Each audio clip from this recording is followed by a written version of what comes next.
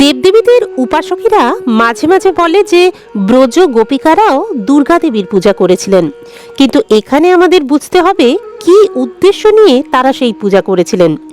সাধারণত মানুষ দুর্গাপূজা করে কোনো জড়জাগতিক লাভের আশায়, কিন্তু এখানে গোপিকারা দেবীর কাছে প্রার্থনা করছেন তারা যেন শ্রীকৃষ্ণকে পতি রূপে লাভ করতে পারেন। এর তাৎপর্যই হচ্ছে শ্রীকৃষ্ণকে পাওয়াই যদি চরম উদ্দেশ্য হয়, তাহলে ভক্ত সেই উদ্দেশ্য সাধন করার জন্য যে কোনো পন্থা অবলম্বন করতে পারেন। শ্রীকৃষ্ণের সেবা করার জন্য বা তার সন্তুষ্টি বিধানের জন্য গোপিকারা যে কোনো উপায় অবলম্বন করতে পারেন। এটাই হচ্ছে ব্রজ গোপিকাদের চরিত্রের অপূর্ব মাহাত্ম্য। তারা পুরো 1 মাস ধরে দুর্গাদেবীর পূজা করেছিলেন শ্রীকৃষ্ণকে পতিরূপে লাভ করার জন্য। প্রতিদিন তারা প্রার্থনা করেছিলেন নন্দ মহারাজের পুত্র শ্রীকৃষ্ণের সঙ্গে যেন তাদের বিবাহ হয়। খুব ভোরবেলায় ব্রজ গোপিকারা স্নান করতে যমুনায় যেতেন।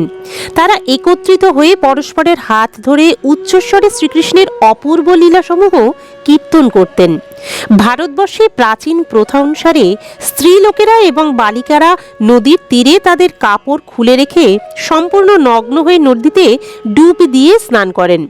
নদীর যেখানে স্ত্রীলোকেরা স্নান করেন সেখানে কোনো পুরুষের যাওয়াই নিষেধ, এবং এই প্রথা আজও প্রচলিত আছে। পরমেশ্বর ভগবান অবিবাহিতা ব্রজ বালিকাদের মনের কথা জানতে পেরে তাদের বাসনা পূর্ণ করবার জন্য তাদের প্রতি কৃপা করলেন। তারা শ্রীকৃষ্ণকে পতি রূপে পাওয়ার জন্য প্রার্থনা করেছিলেন, আর শ্রীকৃষ্ণ তাদের সেই মনোবাঞ্ছা পূর্ণ করতে ইচ্ছা করলেন। ব্রত মাসের শেষে একদিন শ্রীকৃষ্ণ তার সখাদের সঙ্গে সেখানে এসে উপস্থিত হলেন। শ্রীকৃষ্ণের আর এক নাম ছিল যোগেশ্বর।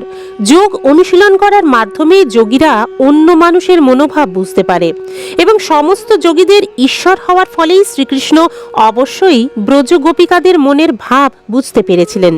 সেখানে উপস্থিত হয়ে শ্রীকৃষ্ণ সেই কুমারী ব্রজ বালিকাদের বস্ত্রগুলি নিয়ে যমুনার তীরবর্তী কদম্ব বৃক্ষে আরোহণ করে হাসতে হাসতে বলতে লাগলেন, প্রিয় বালিকারা, তোমরা একে একে এখানে এসে তোমাদের বস্ত্র প্রার্থনা করে নিয়ে যাও।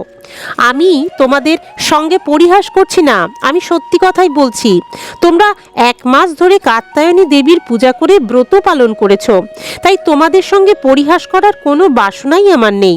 তোমরা দয়া করে সকলে একসঙ্গে এখানে এসো না, একে একে এসো, কেননা আমি তোমাদের পূর্ণ সৌন্দর্য দর্শন করতে চাই।